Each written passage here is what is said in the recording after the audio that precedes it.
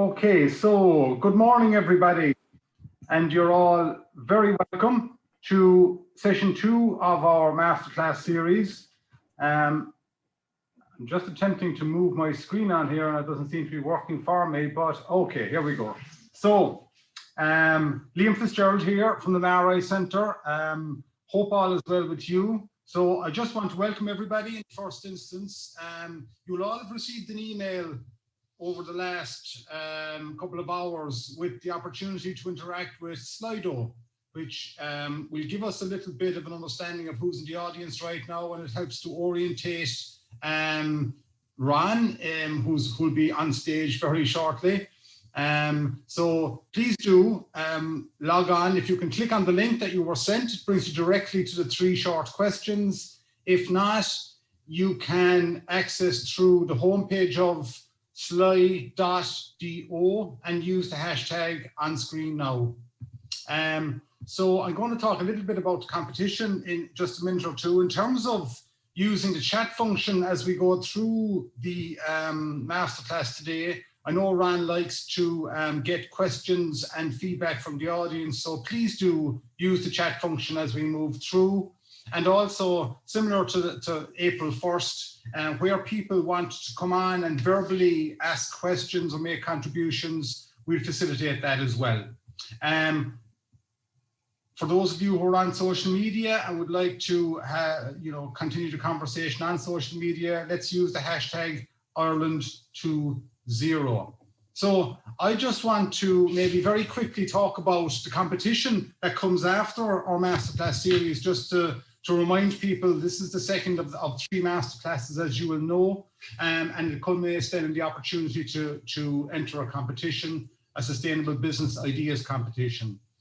We have 15,000 euros to give away as part of this competition, up to 3,000 euros in prize money available, kindly sponsored by the 3 local enterprise offices in Cork, Local Enterprise Cork City, Local Enterprise South Cork, and Local Enterprise Cork North and West. So we're very anxious that people enter the competition. The entry is very straightforward insofar as it's a 3-minute max video, which the 2 sessions with Ron will orientate, and also the session with Judy Russell next week, specifically around video pitching, will also be very valuable for. So 3-minute video, submit it, and we have, as I say, we have a number of categories and prizes available up to 3,000 euros. As well as the prizes that are available, we also have follow-on support opportunities through Enterprise Ireland. So for example, if you're part of a 3rd level institution, you can get referred directly to a commercialization specialist in Enterprise Ireland through the Research and Innovation Department, for example. We have direct links in with all of the Mckay partner institutions. So there are 13 Mckay partner institutions, universities, colleges right around the country. We can get you direct introductions to the correct people in your university or college or RPO, whatever is relevant to you. And also through the local enterprise offices, there's various opportunities for interactions and support there. So this is very much about you. It's about supporting you. It's about making your sustainable business idea something that you can move forward with. So we're very anxious to take the opportunity to engage. So that's about as much as I have to say. We might touch on this at the end of Ron's presentation today. We might touch a little bit on the competition again, just in terms of how the 2 sessions that Ron will have done at that stage come together and influence, I suppose, the 3rd session. So I leave that to Ron at the end. So Ron, over to you. Thank you, Liam. Good morning, everybody. This is the 2nd session. So, and everybody who sent me an email, connected to me on LinkedIn, thank you very much.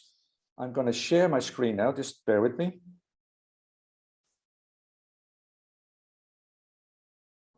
Go all the way back. The second part. Now, I only, unfortunately, because I would love to spend more time with you individually, I only have 1.5 hours left. And this is your last chance to ask me any questions you want or any topic that you want me to cover in the next 1.5 hours. So if you are interested in a particular topic, or if you have any specific questions, would you just spend a minute to think about what you would like me to cover, and then use the comment box to pop a question. And as the last time, I don't know how many people were here the last time. We will find that out from the Slido very soon. But I like to have as many conversations, discussions, disagreements, even preferably, so we can have a nice discussion as possible. So feel free to anytime just raise your hand through Zoom, and we will cover the question on the spot. So we'll just take a minute for you to use the comment box and just give me a sense of any topics or any questions that you might have. And then what I will do is I will recap the last time. I will move in the booklet that you have all received. I presume nobody has read it, so I will just cover it very briefly. And then we move into the information dashboard, the importance of strategy, which is always underestimated in the area of startup, but also in general in business. And I will finish with some of the lessons that I've learned working with, I think by now, thousands of startups. So that's the program for today. So take a minute to just give me some questions or sense of questions. So I'm just going to switch this off again because that's the way Zoom works. Oh, wait, I can see it. So anybody, any questions, or are you all shy?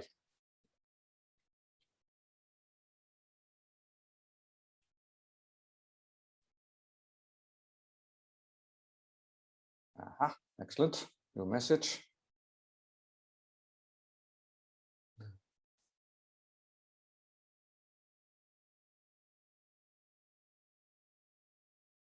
Technology is fantastic.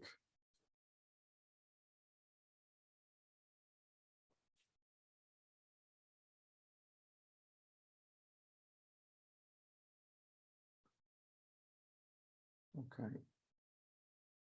So Eve, I can't for some reason. Oh, maybe.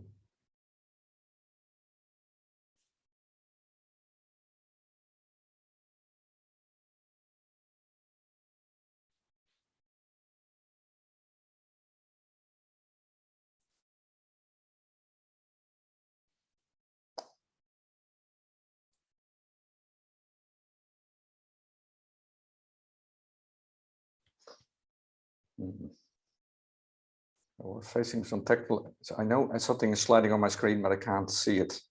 So Eve, would you mind reading out the questions for me? Of course, Ron, no problem at all. So we have a nice question there from David O'Halloran. He just wrote in there, great elements from the last call worth expanding on, he feels. Number one, becoming a thought leader in own space, knowing more than the banks, the VCs on the same. Yes. And picking the smallest market possible to dominate. Excellent. Well, if you picked that up from last time, then I've done my job. Thank you very much.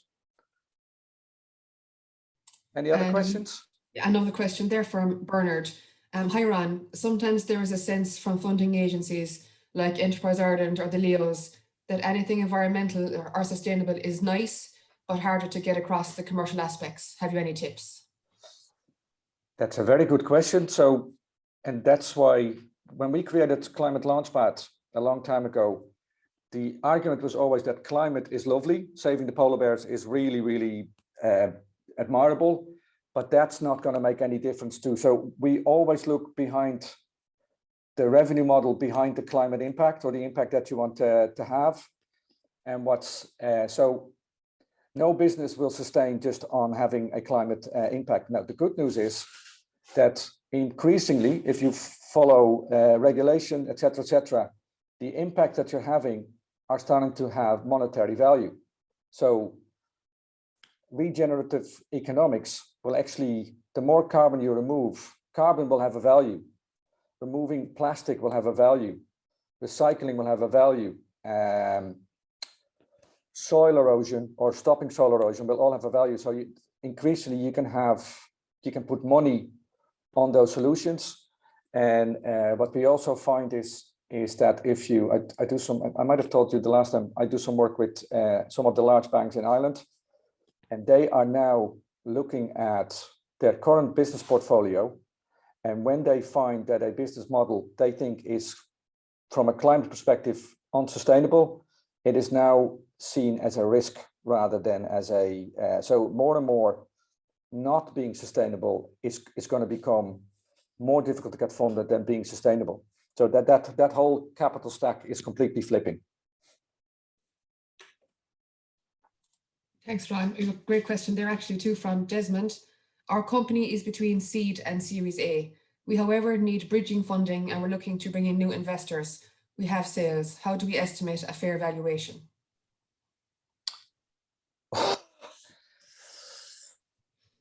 Did I now just do something weird on my screen as well? No, we can still see your slides, Ron. Oh, excellent. Okay. Valuation is always an issue. And at early stage, it depends on how much capital you're looking for. It depends on the level of sales that you've already achieved. And normally the valuation is about 5 times repeatable sales. And if you're something really, really special, it's 10, but sometimes it could be 2 or 3 dependent on your competitive advantage. So it's really hard to put a number on it. And there's a tendency by startups to overestimate the valuation. And you have to just take it that unless you have a repeatable sales cycle, you're actually worth very little. But it's an issue because if you see so if you have looking for $1 million and you have absolutely no capital yourself, from a valuation perspective and from an investment perspective, you're going to get absolutely killed, because that investor who's taking $1 million of his or her hard-earned money into a company will look for a very large percentage of the company. But then you also find that the really smart investors also feel that the founders should have a stake. So the good ones will try to keep it to about 50 and let the founder run the company. It depends on what type of investors you're even looking for. And then in Ireland specifically, you have a tremendous amount of tire kickers who will just give you the ring around and actually will never invest. So just be a little bit more Dutch and ask for a quick no. Could I come in there, Ron? It's Liam. Yes, please, Liam. Very quickly, and just three things to consider. The first thing I'd say is maybe look at other examples in your industry of potentially people that have taken in money at this point. Difficult oftentimes to get a handle on, the figures, but might be worth looking at. The second thing I suggest is, can this guy look at debt finance possibly as the solution for the bridging, so you don't have to worry about putting any valuation on it. And the third thing I'd suggest is go back into your financials and see, do you genuinely need this money or can you hold off? Because invariably, the longer you hold off on taking money, the better valuation is going to get if your sales are increasing. So they're just 3 suggestions. Liam, and you're absolutely right. So I'm actually working with a number of companies. One is a company and they're looking for about 750,000. And I've been trying, and for the last 1.5 years, and I've kept on trying to stop, because is that if you have the best way of fundraising is by selling. That's the old way. That's going to be the new way. And I wouldn't underestimate the help you can get from the Leos. Winning a competition makes a difference. There are buckets of money around. So there's crowdfunding, which is always something that you could consider. There is you can get supplier discounts. There's actually lots of other ways to get finance. And when you're starting to work with investors and angels, you're starting to swim with sharks, and you need to be really, really careful. And then the other thing, which is nearly a lot of investors, their value is not in the money, but their value is in the network and the expertise and the knowledge that they bring. So there's a whole, which is sort of the soft capital aspect to investing, which is in a lot of cases a lot more important than the money. That's great, Ron. That's brilliant. I have a couple of questions here from Anoop. Hi, Ron. My questions are general. Number one, okay. How can we evaluate that the startup idea is sustainable or not? Meaning, will it fail after the initial rise? I'll leave you to that one first. No, I see, but that's there. But that's the 100 million, that 1,000 question. So that's why when we talked about it last time, and we'll come back on the recap, the thing that nobody does, well, not everybody, but there's a lot of startups that actually start too soon.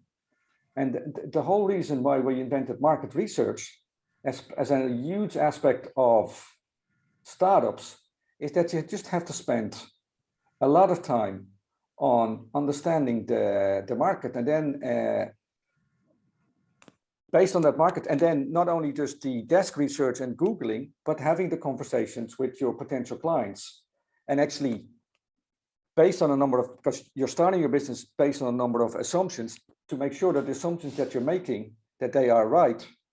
And then I've always maintained that the best proof that something is sustainable is by proving it by selling. And everybody then goes, I don't have a website, I don't have a business card, I don't have a product. There's all kinds of excuses to not sell. But if your idea is, and I've always believed that if your idea is compelling enough, there will always be a client that's willing to buy. But in the absence of anybody putting money from their pocket into your pocket, I would be very reluctant to sell. Selling a business or starting a business is incredibly easy. Staying in business is just incredibly hard. And the only way to prove that you can is by sales. I genuinely think there's no other, or winning lots and lots of competitions, including this one. So you have some number of proof points, but you have to engage with the enemy, and that's the client. Brilliant. Thanks for that, Ron. His second question, which is the best way to start the startup? Is it through grants or through investors? Grants, because that's easy and cheap money. Perfect. And then his final question, which is the best way to overcome the fear of uncertainty regarding the startup idea? Is it through networking or partnering with SMEs? The fear of uncertainty, is that a personal thing or and if you want to raise your hand, and you can talk to me, is that the fear of uncertainty on a personal level or on a business level? I would say personal, I'd say probably. A friend of mine has compared, oh, there's Anoop. You want to talk? You just need to unmute yourself there, Anoop. Yeah.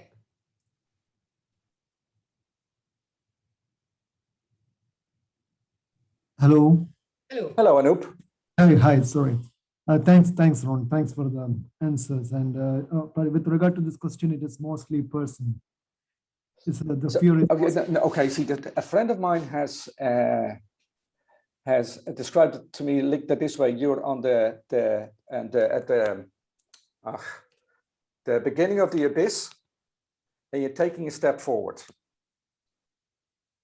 And so startup, this is what I talk about when you talk about informed decision making. The chance of you succeeding is incredibly small, and there is always a price to be paid for starting a business, because you're taking not only a financial risk, you're taking a career risk, you're taking a risk with your family and your relations. There, if you are getting into debts, you might get a black mark on your credit history. There's a lot of things that can happen when you start a business. So that's why you need to do a lot of research. But the pain in the stomach of not getting paid for a while is just a normal part of entrepreneurship. And there will be a time, including, so when I started my second business, there was always this thing about cash flow. So I would actually have lots of invoices, but there would be nothing in the bank. And sometimes I would go to the drink link and there would be nothing in my bank account. And then you have to go back to your partner and say, listen, love, I'm really, really sorry, but I can't do the groceries. And we had a deal where my partner used to pay for the mortgage, and I used to pay for the electricity and the phone bill. And every now and then, and the electricity guys were fantastic. You could postpone the bill for a long, long time. Aircom in those days, however, were completely different. So they would cut you off instantly. So at least 3 or 4 times the phone was cut off. And so it's not, and explaining that to your partner the first time is okay, because you get a big hug and a kiss and she doesn't mind. The second time was already less friendly, And the third time I got a hug, he was actually hugging a polar bear, as in the ice was dripping off the hug because it was incredibly painful. So you're not only taking a risk and uncertainty for yourself, but there's also an impact on your family that everybody underestimates. So, and it's really hard to explain the difference between working for yourself or working for somebody else. So for only 3 years, I worked for a university and I got a salary every month. Fucking fantastic, because it doesn't matter what you do, you get paid. When you're self-employed, that is a completely different ballgame. And some people can stick it and some people can't. And if you can't, and if you find financial being without money really, really difficult, and if your partner in life finds that difficult as well, I think you need to be very, very careful whether you should go for starting your own business. Does that answer the question? It's not a very, but No, on the other hand, if it works, it's the best thing since sliced bread. Yes. Oh, that answered, Ron. But again, with a small clarity on the last point, that is, in the startup ideas, some of the details we might not be knowing. So, for example, the guy who is starting up might not be knowing everything. And some of when we're partnering with the expert or the subject matter expert, yes, he might take the idea and can develop it with his networking capability and all those things. So how you will gauge that fear of someone steal your idea faster than your... Yeah, okay. And again, there is this entrepreneurial paranoia that exists, which in a lot of cases is just not true. It's highly unlikely that somebody steals your idea unless something. And are you working for a university, Anup? Yes. Then you have the protection of the university in your case, because once you go through the invention disclosure system, you will have some people from the tech transfer office who will make sure that that doesn't happen. Thanks. So you're covered. In your case, you're most definitely covered. Thanks a lot. Brilliant. That's great, Ron. Thank you. Maybe we'll do one more question and then we have a couple of comments we might get to later on. There's a great one there from Neve. Hi, Ron. Could you give us any strategic advice on how to recruit or approach high-profile names to endorse our business, where the marketing of the business is key to its success? Okay, the clip answer is if it's really, really compelling and it's a really, really good story. Yeah. So then you have a much better chance of getting other people on board. And I think you shouldn't underestimate the power of networking. And if you follow the 6 degrees of separation, within 6 steps from the people that you know, you can get to anybody in the world. And then the good news is that in Ireland, because I've tried it a few times, is within 3 steps, you probably get to somebody that you really want to have on behind your business. So I would always try to find somebody who knows somebody, who knows somebody, who knows the person that you want to engage with. And I would take a bet that if we would do an exercise, even within the people that are currently on the call, that we get to nearly anybody in Ireland. So try to get personal introductions. But then you have to make your business idea compelling. So once you have the introduction, you have only one chance, and that needs to be a really compelling story where people go, you know what, that sounds absolutely fantastic. It's the Dennis O'Brien with the black credit cards begging to be involved. It needs to be compelling.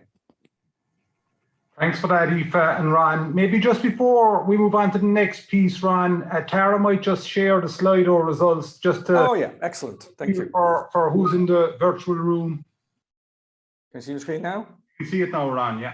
Excellent. Okay, just to recap on the last session. So I talked about the most fundamental part of business, I think, apart from being able to predict the future, is the story that you're telling. And as you know, I read a lot of books. Storytelling is the theme in every aspect of business, and increasingly so. And you just have to go back to, if you look at the onslaught of social media, the decreasing of attention span, the ability to tell a compelling story with your customers, with your investors, with your stakeholders, with your partner in life, with yourself, is absolutely fundamental. It's the story you tell in your head.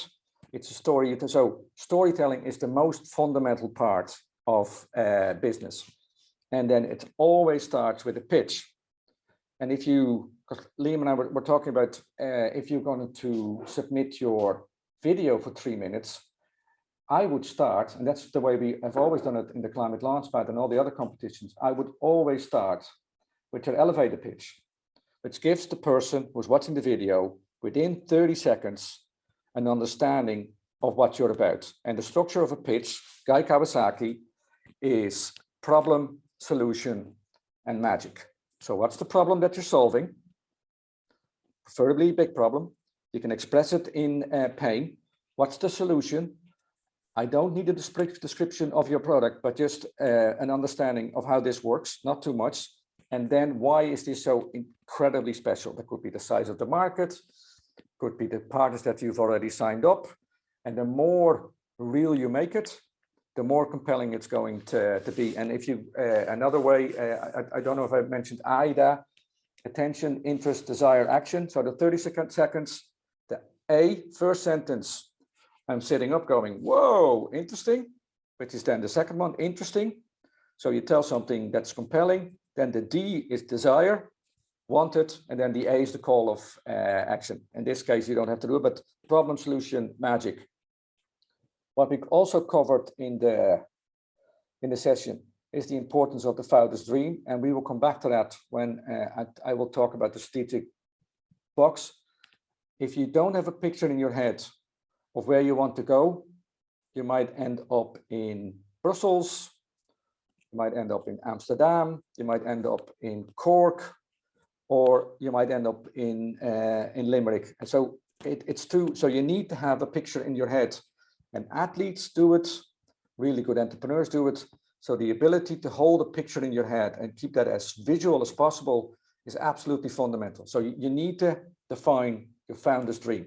And actually, not many people spend time defining that or even writing it down. So you should literally spend some time in a hammock or in a chair and then write it down and hang it up as the image. It's nearly fundamental to what you're doing.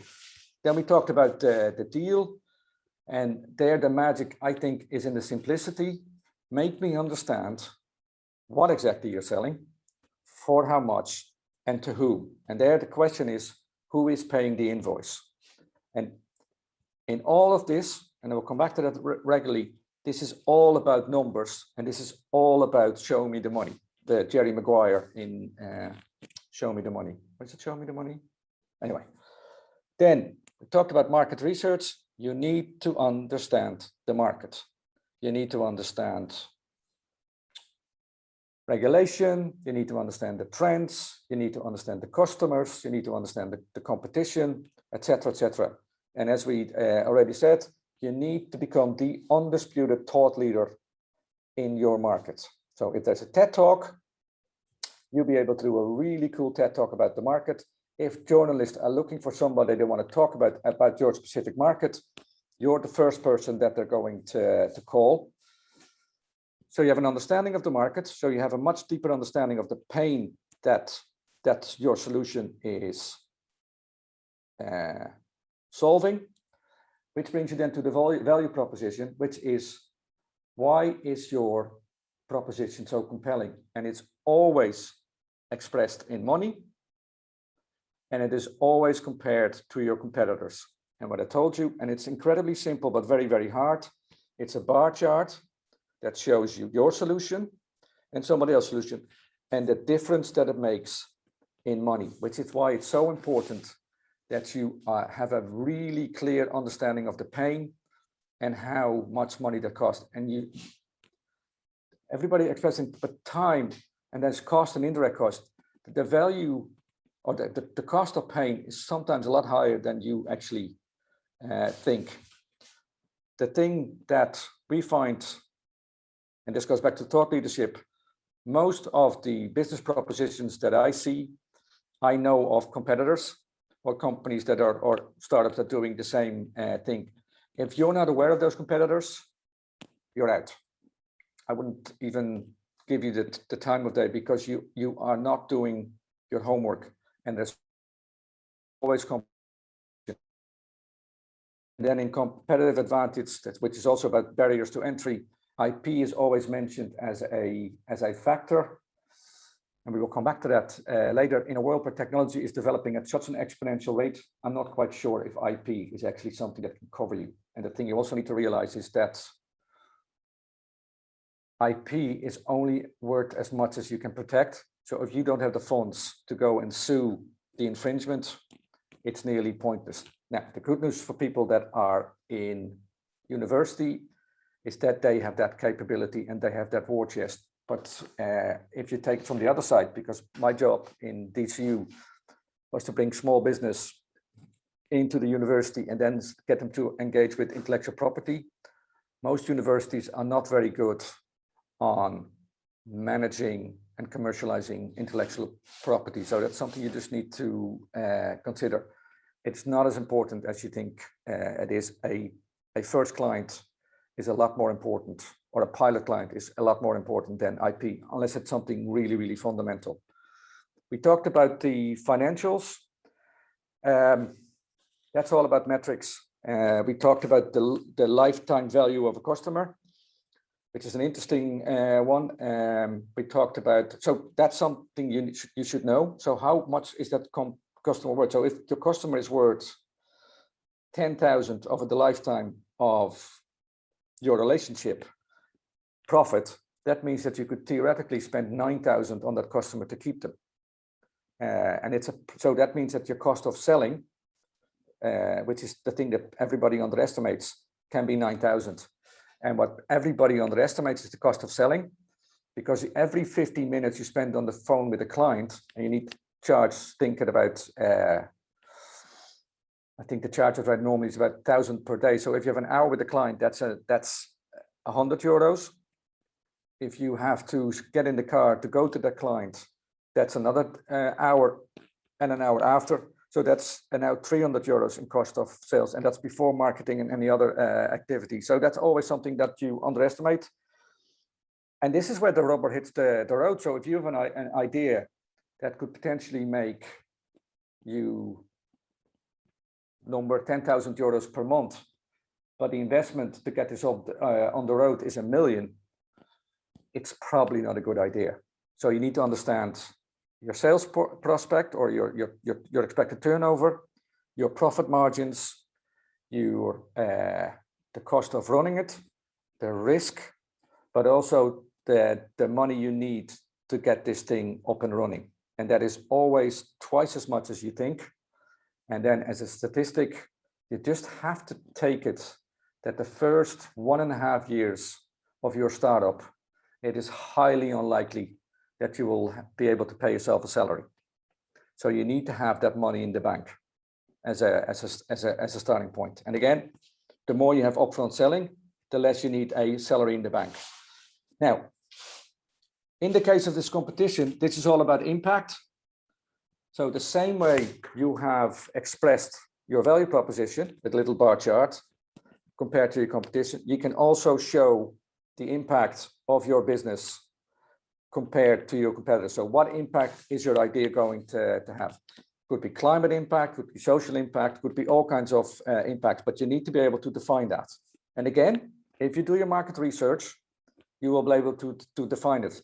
And then the good news is pain or impact is now worth money. And then as number 10, I have put down product. Quite honest, in a lot of pitches that we let people do, product is nearly irrelevant. It's a picture. It's a very short explanation. It's almost irrelevant. I just presume that the magic in the solution, that you know how to execute and implement on it. And I think the thing is that from a scientific perspective, startups is about testing the assumptions. So what you should do, if you want to be scientific about it, you write down all the assumptions that you're having. I think the pain is this, I think the margin is this, and you're going to test those assumptions, and they're either confirmed or they're wrong. And based on testing those assumptions, you decide whether this is worthwhile engaging with. I think that was sort of the recap of the last time. So, any questions?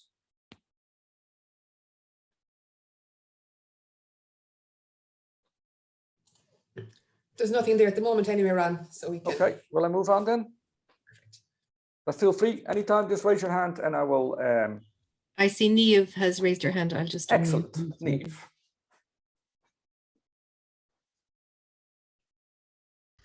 Can you hear me, Ron? Yeah.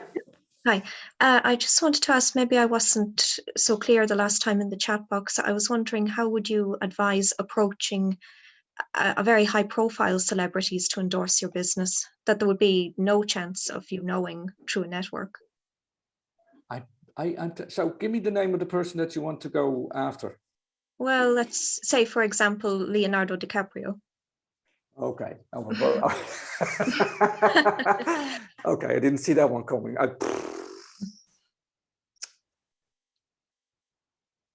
I would say that's probably nearly a mini social media campaign. And what's Okay. what's the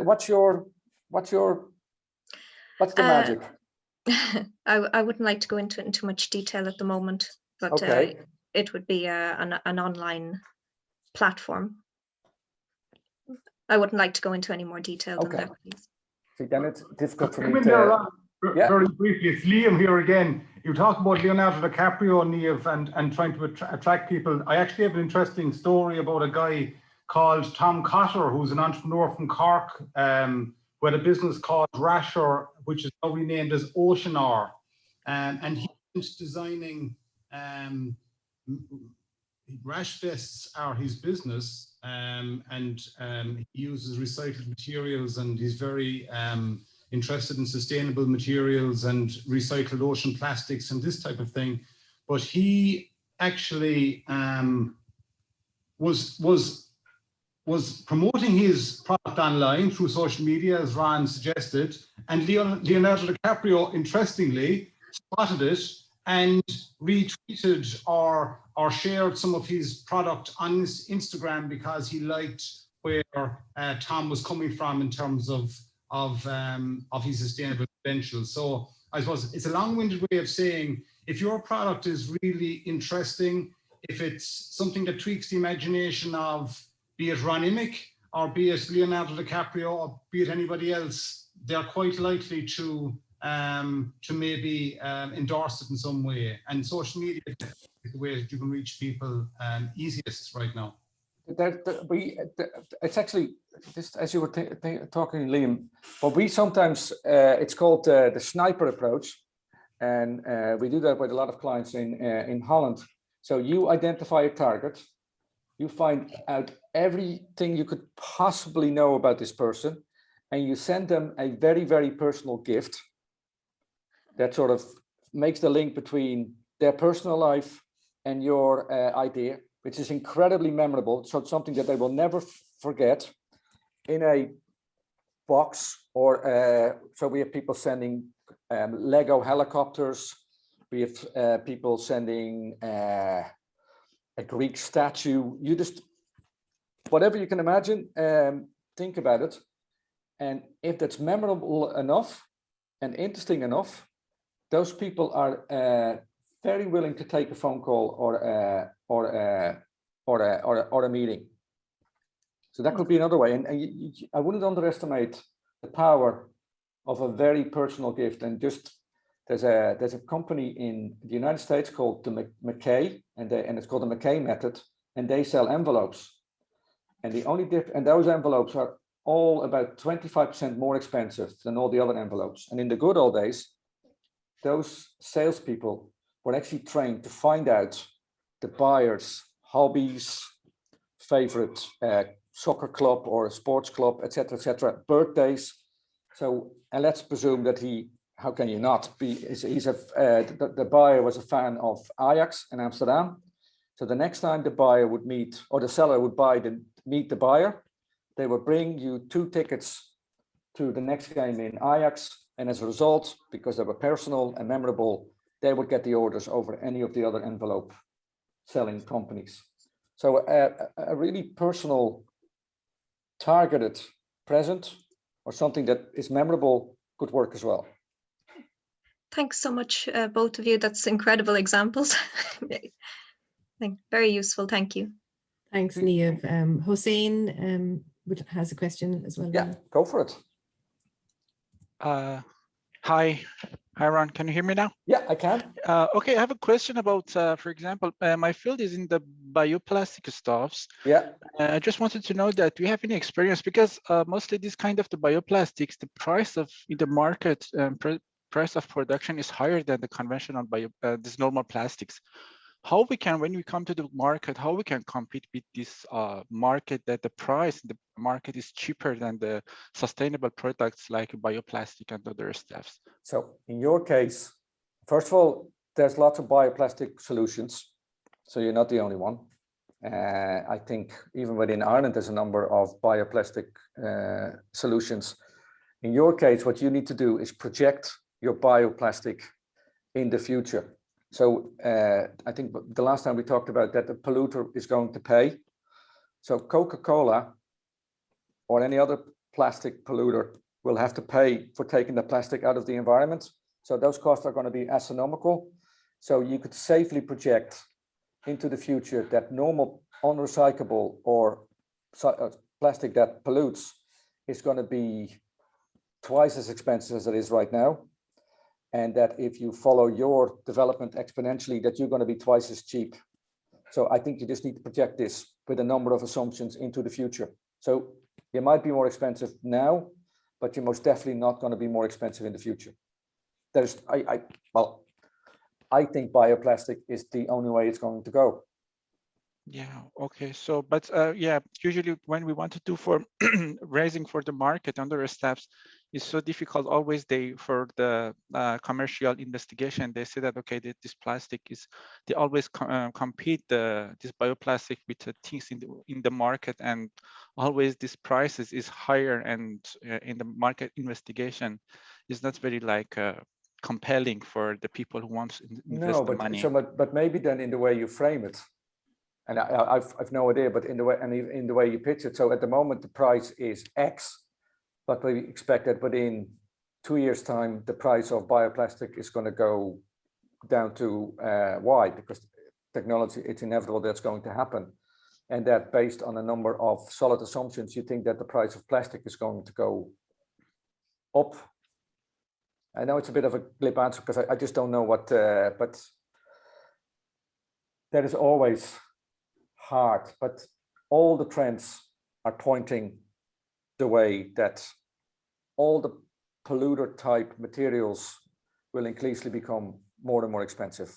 Okay. It might take 5 years, might take 10 years, but it's definitely going to happen. Thank you. Thank you. Well, I move on. Do you mind if I use the screen like this rather than the big screen? Can you see the screen as it is? Yeah, it looks fine, Ron. Perfect, because that's easier for me to so I can follow. So you all have received the book about books. I'm not quite sure if anybody read it. So I'm just going to go do a very quick overview of some of the key concepts from it. So I wrote quite a few books on business planning myself, and I think I've done lots of people a huge disservice, because I think the question of business planning and whether that is the format to communicate a idea which used to be the old way, because the same way that now an elevator pitch is 30 seconds, the average time of reading a business plan is also about 30 seconds, which is they read the executive summary, they flip over to the team, they then read the market summary or the financial summary, depending on the person who it is. And if that's not compelling within the 30 seconds, you're gone. So I think business planning is becoming incredibly cumbersome. And the idea that you can actually predict cash flow, profits, or anything like that in 3-year forecasts, etc., I think is no longer tenable as a position. However, I think it is the only way as a methodology to really force you to think through all the issues, because this business planning is about asking yourself a lot of hard questions and then trying. It's the assumption smashing that you need to do. And I actually think that the classic way of business planning, I think, is still better than the business model canvas. I think the middle business model canvas is nearly too light, and it doesn't force you to understand the financial implications of all the decisions that you are making. And that's what I think business planning does. I think, but I'm a fan of entrepreneurship, is that the labor market is shifting to such a level that I think in the future, everybody will be an entrepreneur on the labor market. So I think gig economy is the only economy that's going to be around. So I think entrepreneurship is nearly an essential life skill. So from that perspective, you're already on the right track.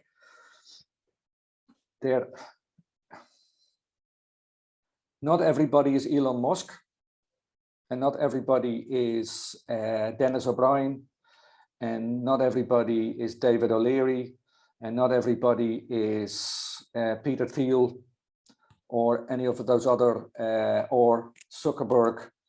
And what's happening is that the exception are nearly now presented as the rule. The chances of you getting successful the way they got, which is very rapidly, is 0.0001. So you have to understand that startup is hard work. And again, selling is the only game in town. The book, Burn the Business Plan, talks about the importance of mentoring. Now, I've been a mentor to businesses. I've had mentors. The mistake I always made is that I was always looking for really friendly mentors. So we had a nice group hug, all bunny rabbits hopping around being fluffy. I think if I should do one thing different, the next time I would get a really nasty, nasty, in other words, a really critical person who speaks his or her mind. So I rather than swimming with a bunny, I would swim with a shark. So if you get a mentor, know who you're looking for, know what you're expecting, but get somebody who's super, super critical. Because a group of friends having a pint and all loving your business idea is just not helpful. The project revolution is just another reconfirmation that the gig economy, so the way I did some work with the Product Management Institute, they think that increasingly, they call it gymnastic organizations, that you will literally have a core, which is very, very small, and that everything else will be outsourced as a gig or a unit. So project work will fundamentally change. And that is all entrepreneurship, and we'll come back to that later. That is also intrapreneurship. The project revolution is just, again, I think as a parent, I will have failed if my kids don't become entrepreneurs themselves. The myth of the idea is about 5% idea, 95% execution. And what really good entrepreneurs do is they collect all the resources. And that resources through, actually, the main thing is your network, the people in your network, and the people they know, and the people that they know, that they know, that they know. And it's still, even in Ireland, hugely underestimated. It is, but it's also making sure you win the competition that Liam is doing. That's 5,000 euros or 3,000 euros. Make sure you win the Climate Launchpad competition, so you get a pre-place on the next Climate Kick accelerator. Rob and steal and bag and get as many grants and as much support. Go to the Leos, go to the to Enterprise Island, and get as many resources as you can for free. And the ones that are doing it really, really well, the accelerators, are the ones that make it. Now, there's also a tendency then for some people to stay too long in an accelerator, which makes them sort of lazy entrepreneurs. So eventually you need to leave the nest. What's the title of that? Oh yeah, passion is killing your business. So we come back to that. Passion is important, but a business is in theory and preferably in practice, is a model, a machine that basically prints money for you. preferably while you're doing something else. So the business model and the process that you apply is really, really important. And in that business process, technology is also important. So you should never forget that fundamentally you will need to make money. Money is what the world goes around. Now, how that's expressed in carbon, solving pollution, it's a different thing. But fundamentally, this is always a numbers game. So process beats passion. Do is 5% idea, 95% doing. The average working week of an entrepreneur is about 70 hours, and that's 70 hours for the rest of your life. So work-life balance is not something you should, it's more work-life management. But if you love what you're doing, that doesn't really matter. Seth Godin calls it instigation capital. The nice thing is, because believe it or not, there's actually very few people that actually do. So if you're a doer, you already have you're already ahead of everybody else, but you can't not. Ideas are sitting in a room, you have to engage with the enemy, you have to do, and this is 95% very hard work. Peter Thiel, I actually don't like him at all, but he did set up PayPal, and he has his hands in quite a lot of interesting businesses. It's about mastery. I think in the book, I came across this quote, which says friction kills. So the more difficult you make it for your customers and your stakeholders to engage, the more difficult it's going to be. And with technology, it nearly needs to become frictionless. And the example I now always use is Amazon. And there's a book called Working Backwards that just literally shows their business model. And they are, by their nature, nearly frictionless. The golden rule, the lifetime value of your customer is lower than the cost of sales. And then the importance of distribution and channels. And you might write this down, but I will, it's called the Conversation Prism by a guy called Brian Solis, which is all the channels through which you can communicate with your customers. And what is now happening because of digitization is that because every communication channel also becomes a distribution channel. So you need to be in the places where your customers are. And the book to read is a book called Context Marketing. And you have to realize that there's a sort of decision-making process that we make, and there's a few stages in the buying process that you need to be sure that you're there. So part of your market research is also understanding that the buying process. So how do companies make the decisions, and where do I need to be able to be visible and insert my view compared to all the others? The obstacle is the way. I am a fan of the Stoics. You need to realize, I think, that entrepreneurship is a lot of pain, and without pain, there is no gain. But you just have to be aware of the dark side of entrepreneurship and just accept it as a way of life. Back to the insecurities, back not having the money, back to people stealing your idea, back to all the things, back to working very hard, etc., etc., etc. Out-innovate is nearly, so I've been reading lots of books on entrepreneurs, and this is one of the first books that goes actually look at entrepreneurs that are in third world countries, and they still approach entrepreneurship the way we used to do it. I'm 55 now, so in the good old days, entrepreneurship and starting a business was really, really hard.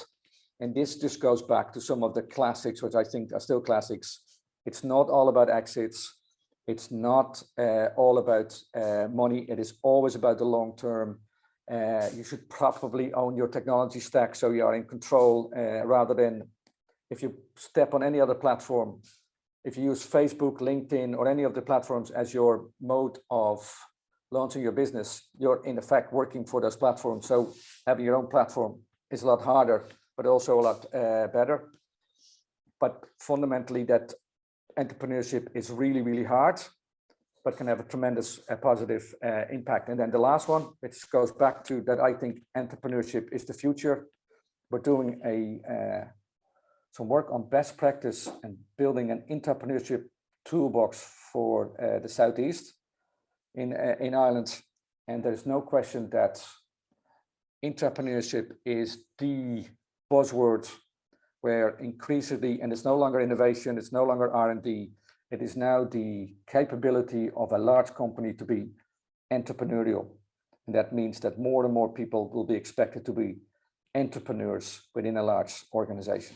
So that's sort of an overview of the books. Anybody, any questions? Excellent.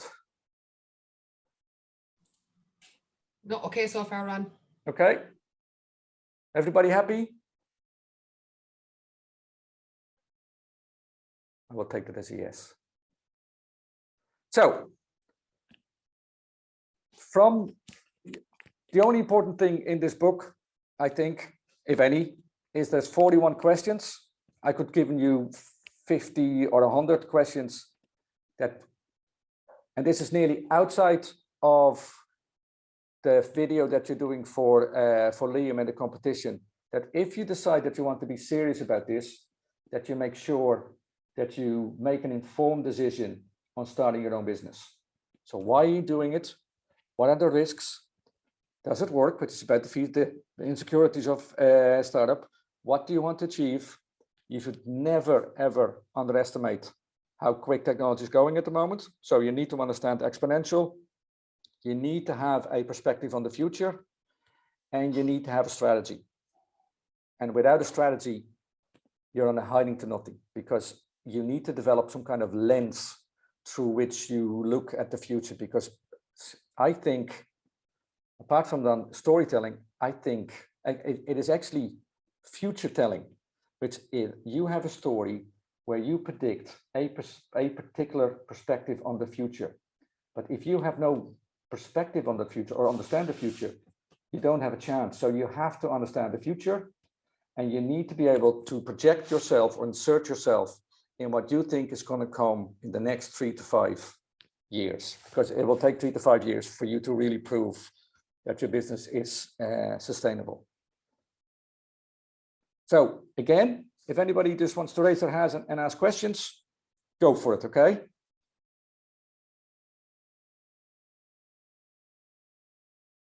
So, and I might just, because this is small. If you look at the way that most people consume information, it is pretty abysmal. And if you want to develop perspective on, so it's actually the same way that healthy mind, healthy body. You also need to feed your mind with healthy information. And Facebook and Instagram is the equivalent of a McDonald's. So if you're on Facebook and Instagram in the morning as part of your information dashboard, you're actually, your breakfast is, your information breakfast is McDonald's. But you want to eat really, really healthy information food. So what I train companies to do is for them to develop an information dashboard that gives them top quality information that then starts bouncing around in your head, so you can then become a lot more better at predicting the future. And what I've done is I've just give you parts of my dashboard. So every morning I spend about an hour on getting sorted all those. So there's emails coming in from a number of topics that I'm interested in. But Google Alert, you can just literally anything goes. I look at TED, I look at Springwise, Abundance 360, Nano Magazine, TechRun, Stanford. The ones that everybody should immediately subscribe to is the Singularity University, because that gives you a really good sense of where technology is going. McKinsey, etc., etc. But get yourself a dashboard in the morning where lots of really good sources of information. Some of them from in your sector. It could be magazines that are relevant to you, but make sure that you find And then, for example, believe it or not, the porn industry is incredibly innovative in the things that they're doing, and also the military and the gaming industry. So just make sure you get a really rich palette of information. And my bet to you is if you follow just this dashboard or an equivalent of that dashboard, if you do that for a month, your perspective on the future has fundamentally changed, and you become a better predictor of the future, and you will become a better entrepreneur, and your startup has a much higher chance of success. Anybody, any comments on this?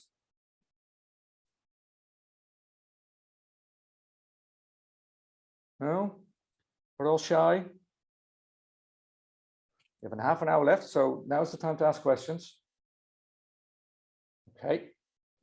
Excellent. I think we have Ivan. Just one moment.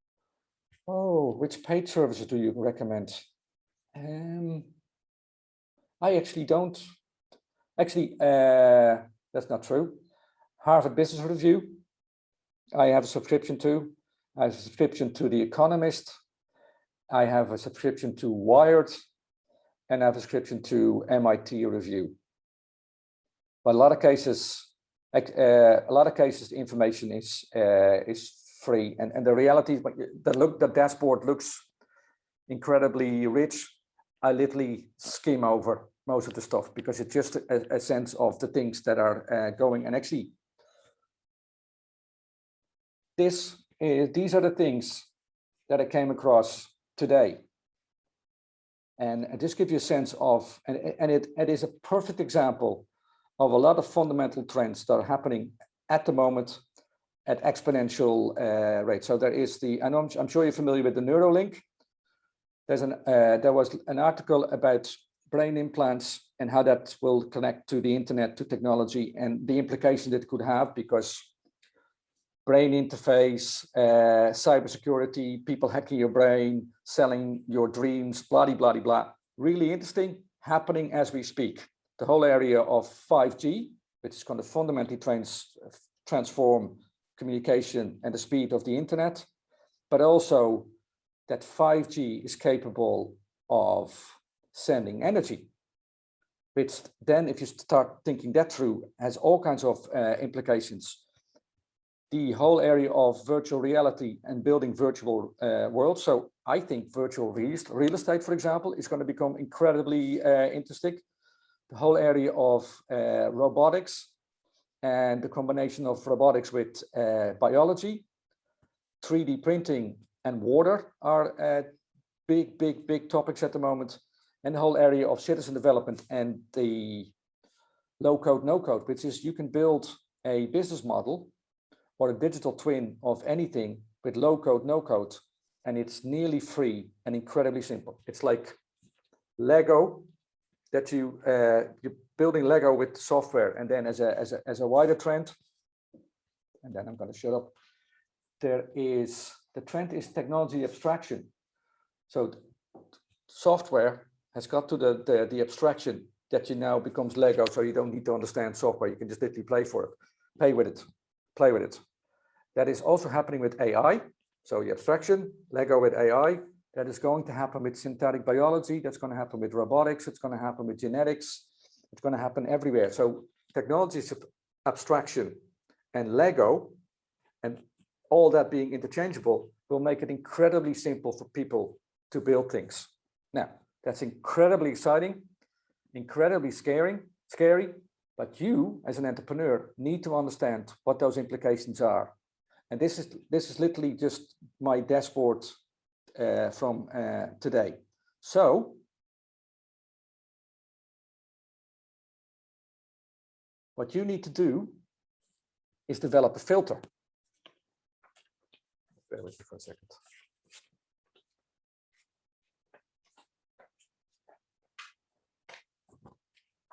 And this is something we developed. Myself and Brian O'Kane wrote a book called Growing Your Own Business. And it was the book that was going to make us the multimillionaires, talk about market research. We thought that SMEs have a strategy problem.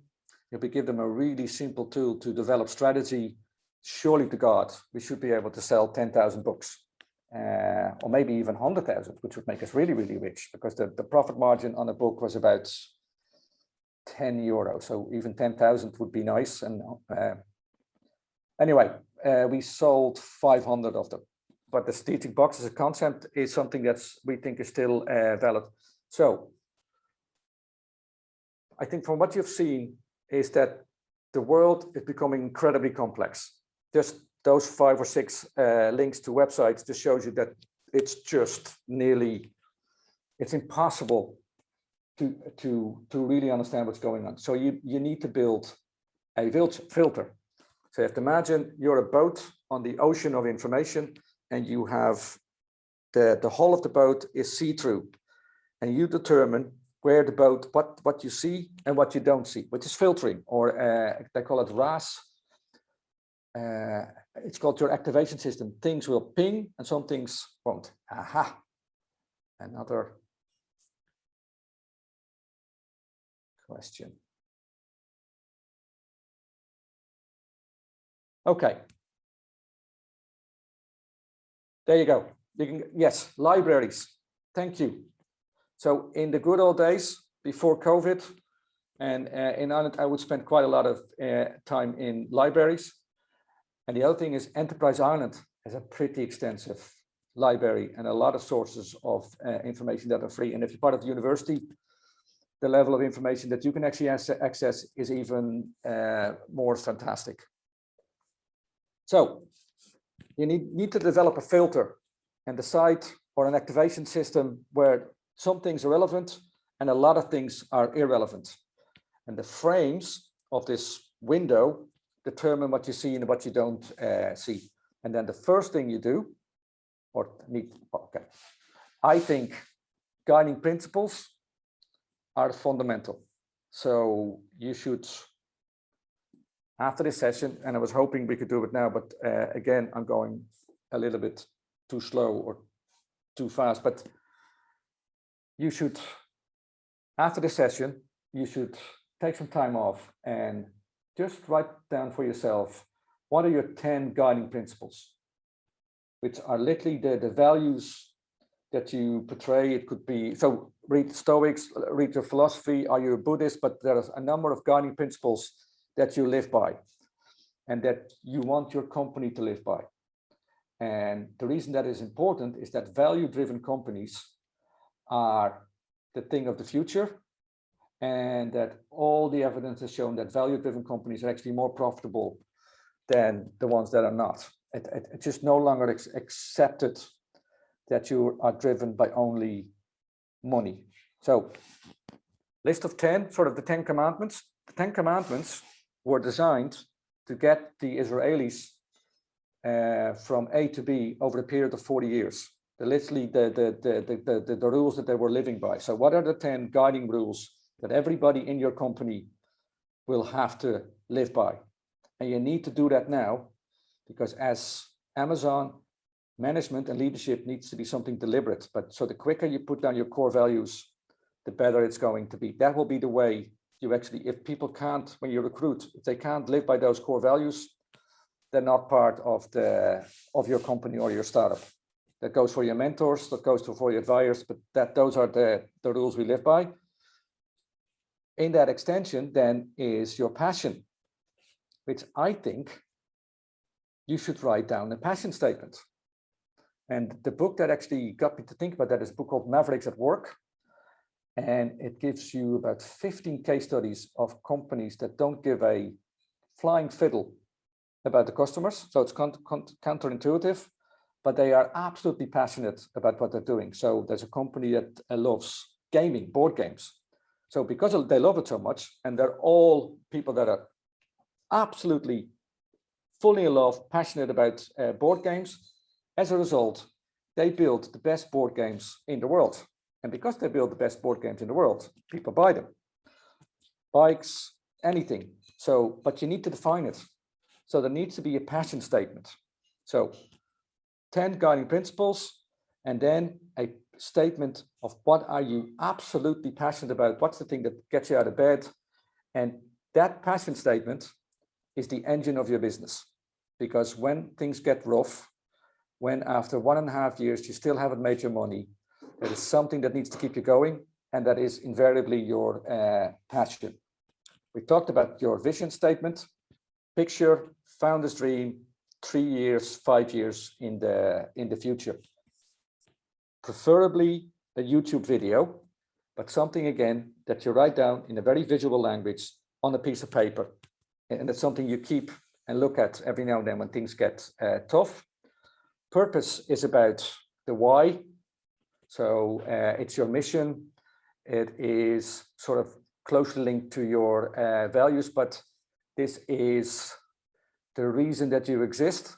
And if the reason of existence is I want to make a shitload of money, highly likely it's not going to work. So what is the big problem that you're going to try to solve? And in your case, that is always linked to the impact that you want to have, which is what you need to do when you present to Liam in the video. Your positioning is basically your marketing, and in a simple form. So how do you want to be perceived by the market? And if you were an animal, is your business a porcupine, or is your business a roaring tiger? Is your business a mouse, or is your business an elephant? If your business were colors, are you a dark brown gray company, or a pink orange with a twinge of yellow company? If you were music, are you Elvis Presley, or are you Justin Bieber? And those are incredibly easy ways of actually describing how you want to be perceived. But you need to start thinking about that as well, because marketing is the fuel that's going to drive your sales. And then the last one is the resources that you have available to you. And as a startup, that is in its simplest form, 15 hours a day, but maybe there are networks that you can access, or there's money that you can access, et cetera, et cetera. That's the support from your family, the networks, the money. But if you want to be the next Microsoft, and you're willing to you only want to do this part-time, and you have no savings, it's highly unlikely that it's going to work. Those 6 statements are your strategic framework. That forms the window. Lots of things will fall into it. Lots of things you can ignore. And then what you do is there's a vision, there's a number of milestones, and you set yourself the targets, preferably per day or per week. And that drives the progression. Anybody, any questions so far? Because there's only 12 minutes left, so now is the time to ask. Going once. Going twice. Gone. So once you've done that,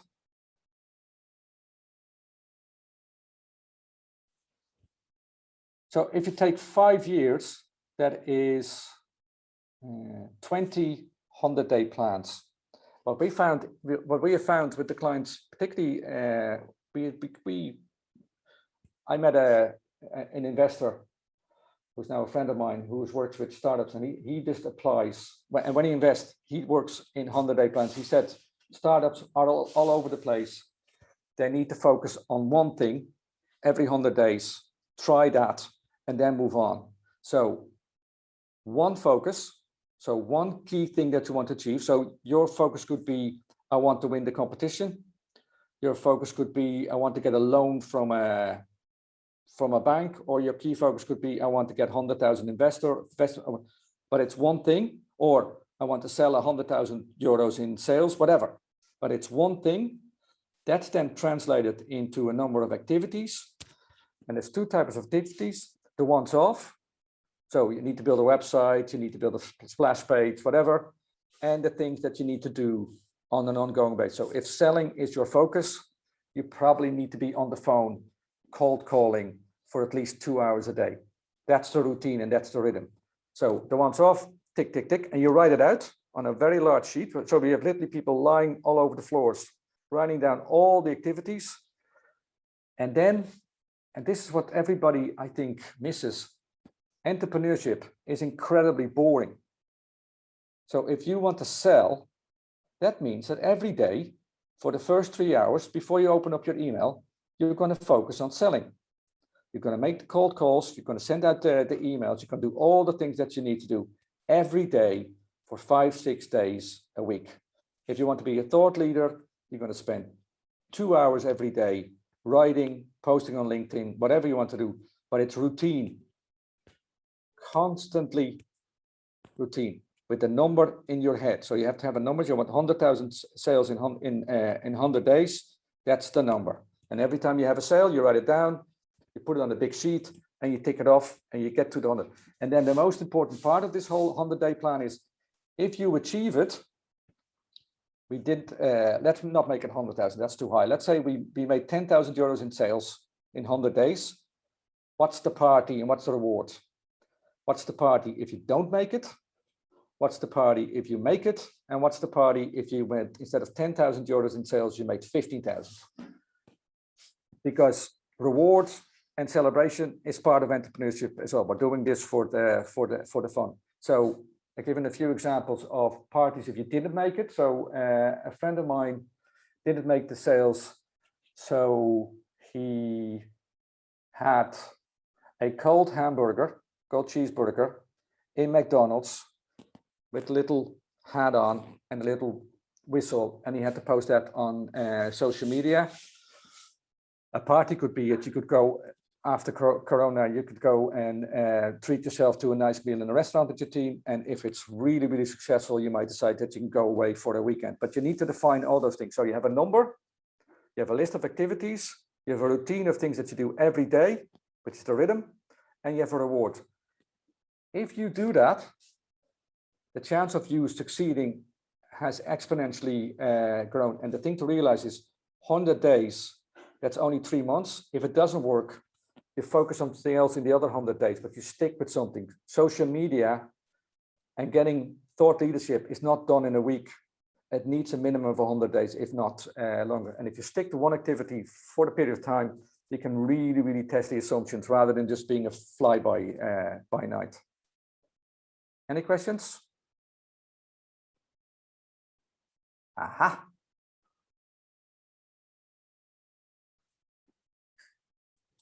Should core values, passions,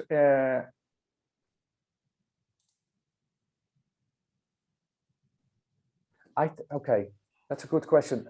They're nearly, I think passion and values are the starting point of a business rather than something you do in another stage.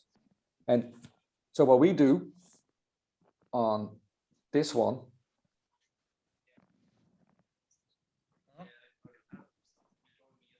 and if you want to come in,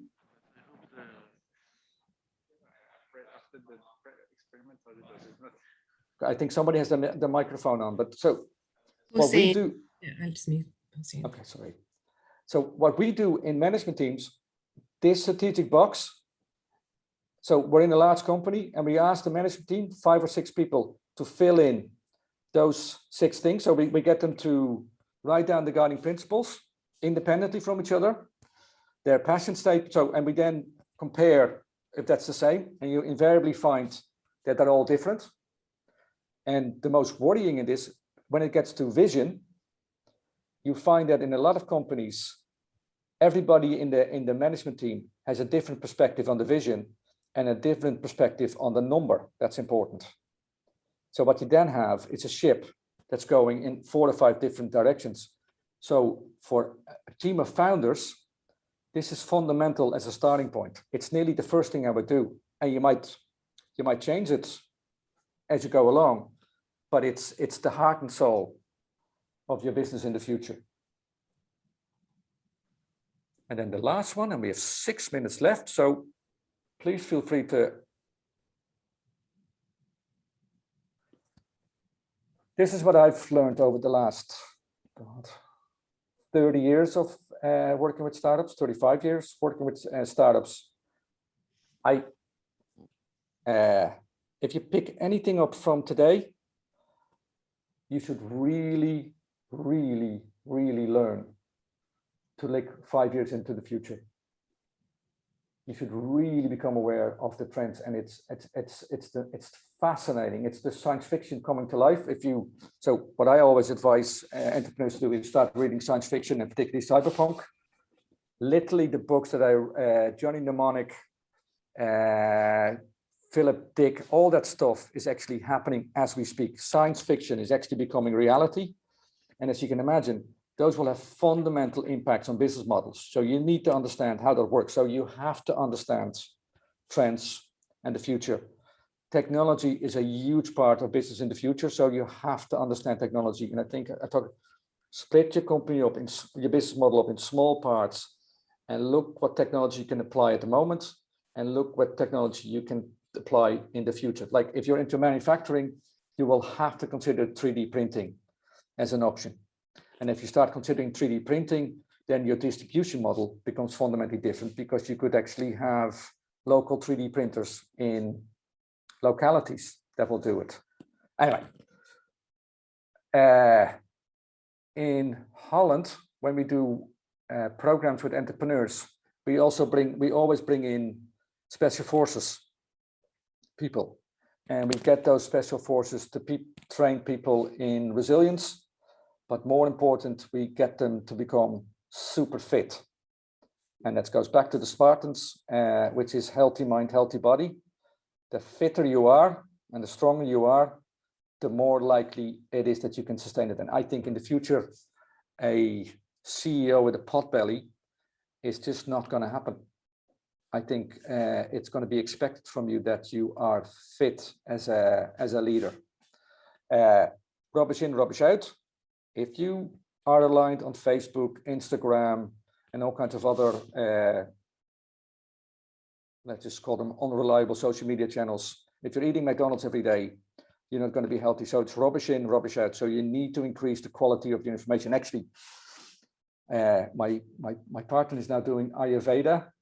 I think, which is all about foods, gut, etc. I think rubbish in, rubbish out applies to nearly everything in your life. Passion is the driver of business. There's a really good book called Unlearn, which what got you here won't get you there. You need to look at things constantly from a fresh perspective. And because technology and things are going so quick, it's more the ability to learn new things and unlearn old habits constantly. It's all about movement and action, so doing. It's about focus. It is all about the numbers. A price is linked to a value proposition, is linked to a pain point, is linked, etc. So all those things are linked. Sales is everything.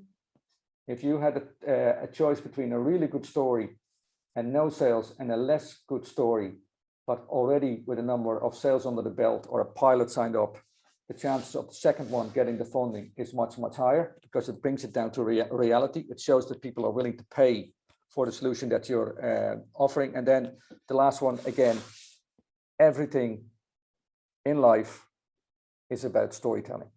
Neurolinguistic programming, making people, if you want Leonardo DiCaprio to sit up, you need to have a compelling story. And those are my lessons. So we have 1 minute left.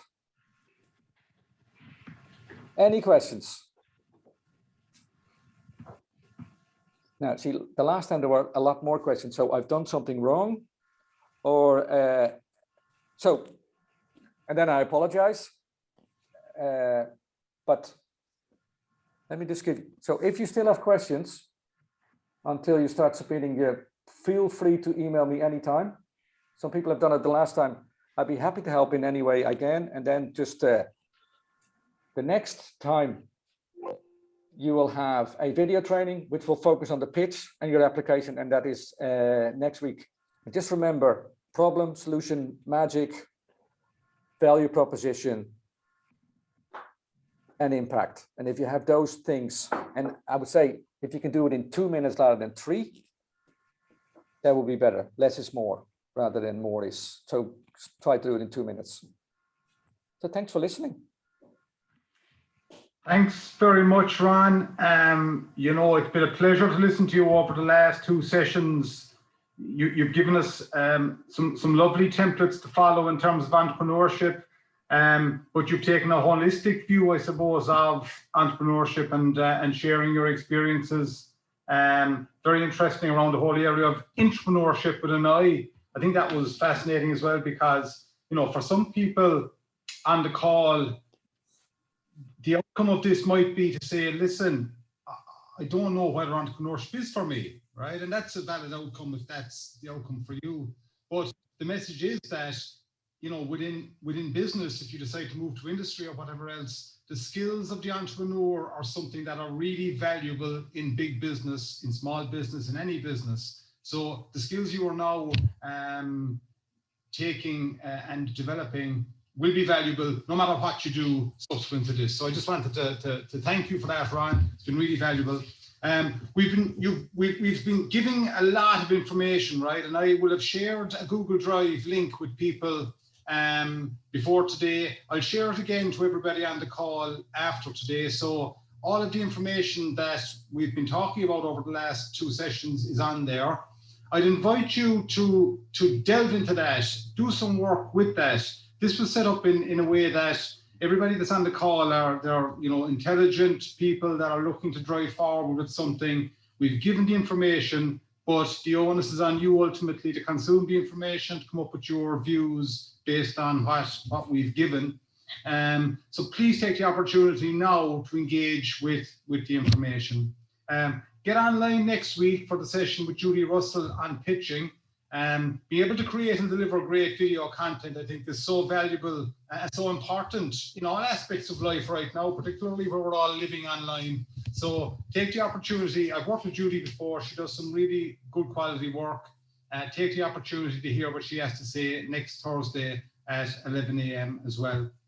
And finally, I suppose, in terms of the presentation, Ron's already covered this. He's talked about problem, solution, magic, value proposition, and so on.